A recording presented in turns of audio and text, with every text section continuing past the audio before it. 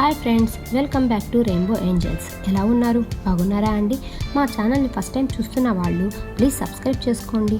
మా వీడియో నచ్చినట్లయితే లైక్ చేయండి, మీ ఫ్రెండ్స్ అందరికీ షేర్ చేయండి. ఇవాల్టి స్పెషల్ కోకోనట్ లస్సీ. ఎండాకాలంలో వడదెబ్బ తగలకుండా ఉండటానికి ఈ లస్సీని చేసుకోండి.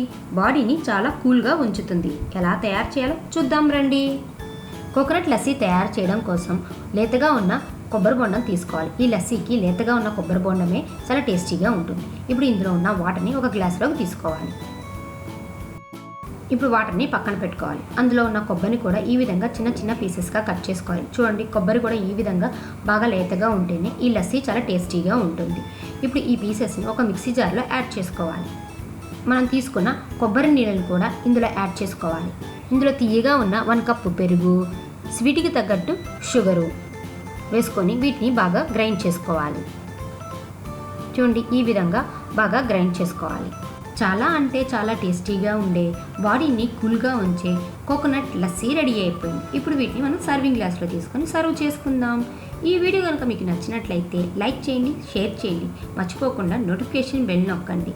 ట్రై చేసి ఎలా వచ్చిందో మాకు కామెంట్ చేయండి. బాయ్.